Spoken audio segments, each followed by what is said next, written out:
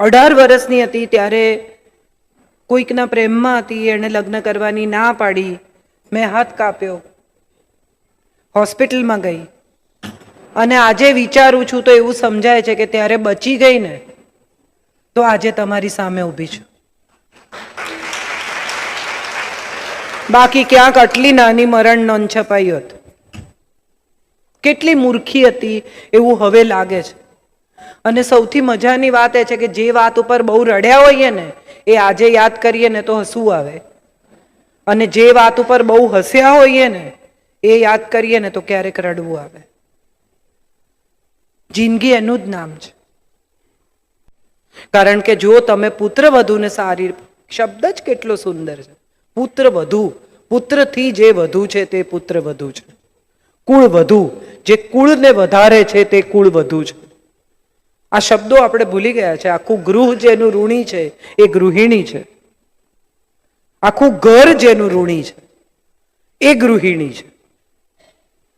આપણે સિક્કા કાઢીએ ને સોનું કાઢીએ ને પૂજા કરીએ, ધનતેરસે ને બધું સજાવીએ ને લક્ષ્મીનું આહવાન કરીએ ને, પણ કોઈએ કોઈ દિવસ 12 મહિના જે ગરમ જમાડે છે અન્નપૂર્ણાને થેન્ક યુ કહ્યું છે?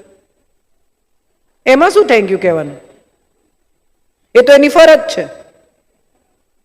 પણ ફરજ પણ કેટલા લોકો સાચી રીતે નિભાવે છે? જો એ પૂરા દિલથી, પૂરા સ્નેહથી, પૂરા આદરથી એ ફરજ નિભાવતી હોય તો સાહેબને ખબર છે પોલીસમાં પણ મેડલ આપે છે, તો પત્નીને પણ આપો મેડલ.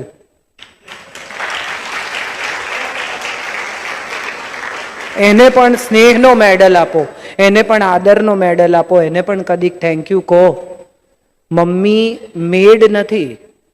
યંગ છોકરાઓ છે એટલે મારે એ પણ કહેવું છે કે મમ્મી સતત ઘરમાં કામ કરતી નોકરાણી નથી. મમ્મીને પણ ક્યારેક થેન્ક યુ કહો કે તું બહુ ધ્યાન રાખે છે મારું. કોઈ છોકરું ઘરે પાછું આવે અને કહીને ગયું કે હું નહીં જમું, 14, 15, 16 વર્ષનો દીકરો હોય, કહીને ગયો કે મારું જમવાનું ના બનાવીશું, નહીં જમું, પછી અચાનક ઘરે આવી જાય અને પૂછે કે ખાવાનું છે કંઈ?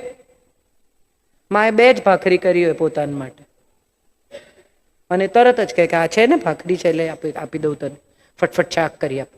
અને બચ્ચું પૂછે તું જમી? એક પણ મમ્મી એવું નહીં કહે કે ના હું નથી જમી. એ તરત જ એમ કે હા મેં ખાઈ લીધું. એ માં છે.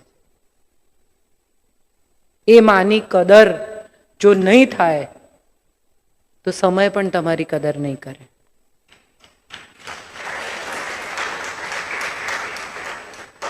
જે વૃદ્ધ આંખો તમારી પ્રતીક્ષા કરે છે, તમે ઘરે આવો, પપ્પા ઘરે હોય, 80 વર્ષના, 70 વર્ષના, બેટા આજે મોડું થયું, અને રિએક્શન શું હોય? હા હવે કામ હતું, મોડું થયું, ફરવા નહોતો ગયો. એ 2 આંખો પ્રતીક્ષા કરતી નહીં હોય ને ત્યારે તમને સમયની કિંમત સમજાશે. કોઈ રાહ જોતું હોય ને તો ઘરે પાછા ફરવાનો આનંદ છે. જાતે તાળું ખોલવાનું હોય ને તો ઘેર પાછા ફરવાનો કોઈ આનંદ જ નથી. તમે ઘરે શું કામ પાછા આવો છો? કારણ કે કોઈ તમારી પ્રતીક્ષા કરે છે. અને પત્નીએ શું કર્યું તો કે આખો દિવસ પ્રતીક્ષા જ કરી. તમે ગયા ત્યારથી પાછા ફર્યા ત્યાં સુધી એણે તો તમારા આવવાની જ રાહ જોઈ છે. સાંજે આ ખાશે, સાંજે આમ કરીશું, આમ, અને તમે આવીને સૌથી પહેલા શું કરો છો? તમારો દિવસ ખરાબ ગયો છે એટલે ઘરે આવીને ગુસ્સો કરો છો. ન કરો. જે સમય વેડફાઈ જશે ને એ પાછો નહીં આવે, એ આપણે બધાએ સમજી લેવાનું છે. આપણે બધા સૌથી વધારે જે કામ ખરાબ કરીએ છીએ ને એ સમય વેડફીએ છીએ. ઝઘડો કરવામાં, લડવામાં, બીજાઓને હેરાન કરવામાં, ગાંઠો બાંધવામાં. એ ગાંઠો શરીરમાં નથી હોતી, પહેલા મનમાં હોય છે ને પછી કેન્સર થઈને ફૂટે છે. બધી મનમાં જ વળે છે. આને તો હું પાઠ ભણાવી દઈશ ને, આની તો હું કારકિર્દી પૂરી કરી નાખીશ ને, આને તો હું સીધા કરી નાખીશ ને, આને તો હું આમ કરી દઈશ. એકચ્યુઅલી તમે શું કરી શકો એમ છો? એવું એક દિવસ તમારી જાતને પૂર્ણ પ્રામાણિકતાથી પૂછજો. તમે કોઈનું સારું કરી શકો એમ છો, બાકી ખરાબ તો કરી શકો એમ છો જ. અને જો જે કરી શકો એમ હો એ કરો. કોકને ભણાવો, કોકને ખવડાવો, તમારે ઘેર આવેલું માણસ આનંદથી પાછું જાય તો હું માનું છું કે એને ઘર કહેવાય. આપણે બધા સમયને માન આપીએ, આપણે બધા સમયની સાથે ચાલીએ અને આપણે બધા સમયના નિર્ણયને માથે ચડાવીએ તો હું માનું છું કે આપણે સમયના સથવારે જીવી શકીએ. પણ મારે એવું કહેવું છે કે એટીએમમાંથી જેમ પૈસા વિડ્રો કર્યા કરો પછી એક દિવસ ખાલી થઈ જાય. એટલે આજે હું બોલું છું ને એ બધું મારે એડ પણ કરવું પડે. એટલે read a lot if you want to become a speaker. શ્રદ્ધા અને અંધશ્રદ્ધા. તમે ઘી, કોડિયું અને રૂ ભેગું કરો તો દીવો થશે, એ શ્રદ્ધા. અને રોજ દીવો નહીં કરો તો કઈ ગડબડ થશે, એ અંધશ્રદ્ધા.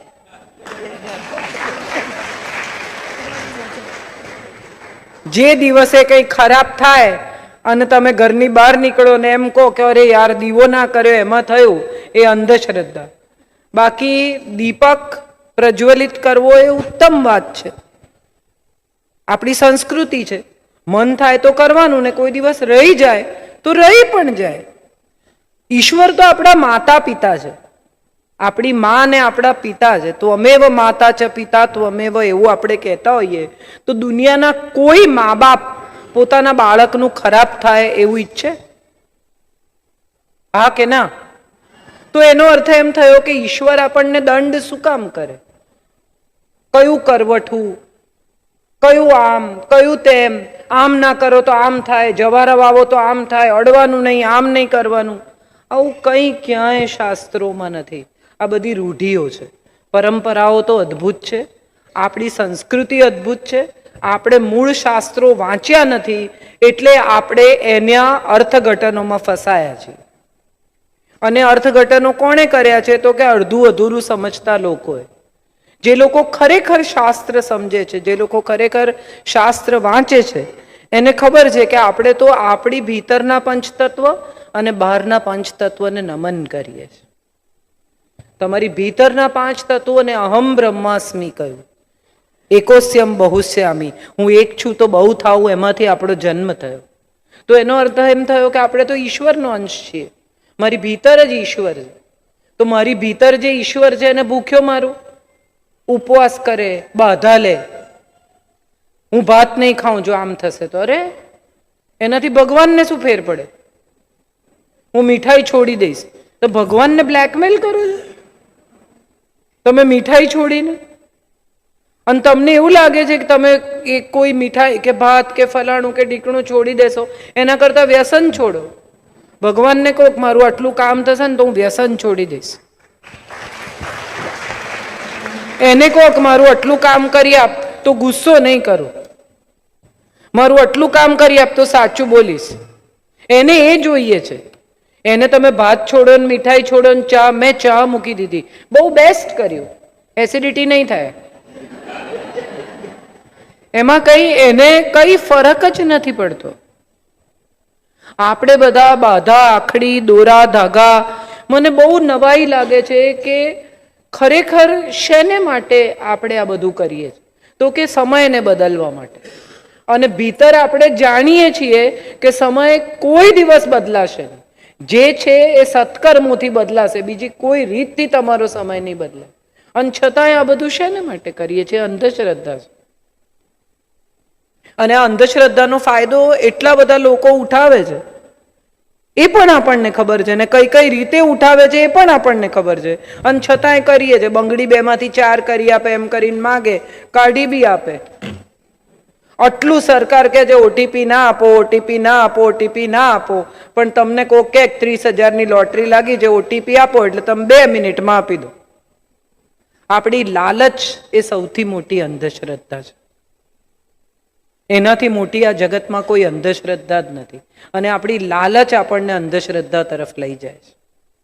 જે મિનિટે તમે સંતોષ અને શાંતિ તરફ જશો ને એ મિનિટે તમને શ્રદ્ધા જ દેખાશે, અંધશ્રદ્ધા દેખાશે જ નહીં.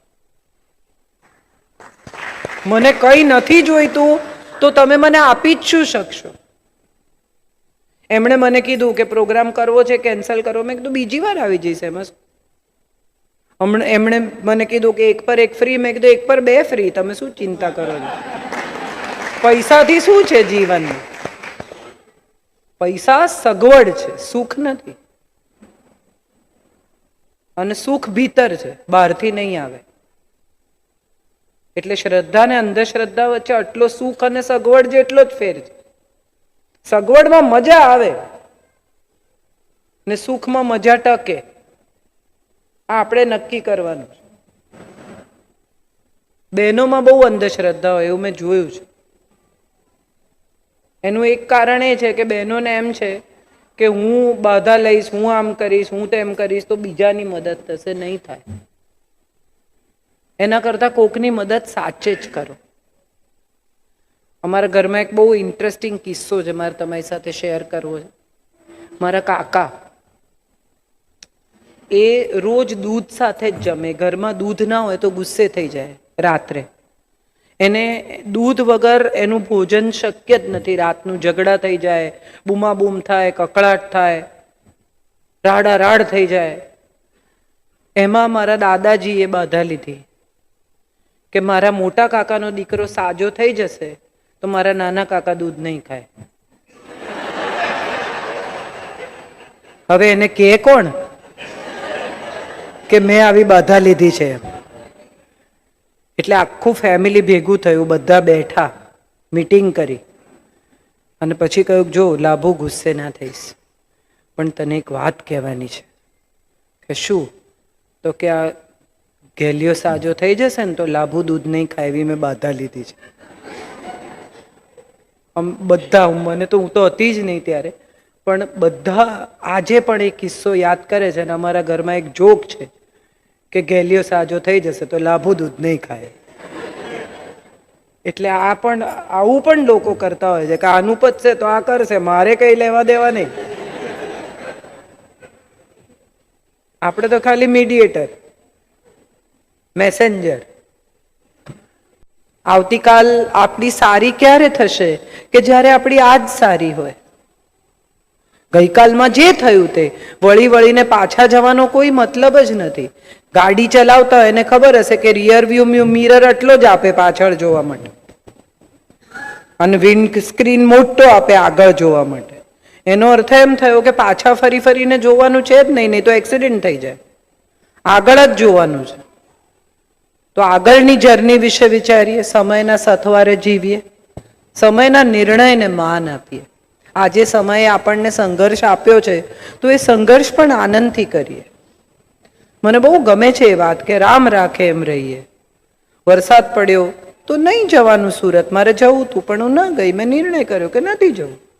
બાકીના લોકોનો પણ જીવ જોખમમાં નાખીને કે ના ના મારે તો જવું જ છે, ડ્રાઈવરને કીધું લઈ જ લે.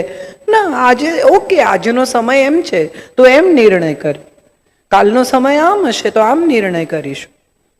આજે પગ ચાલે છે તો નવસારી આવી, કાલે ન પણ ચાલે ને એવું પણ નિર્ણય કરવો પડે કે હવે હું ટ્રાવેલ નથી કરતી.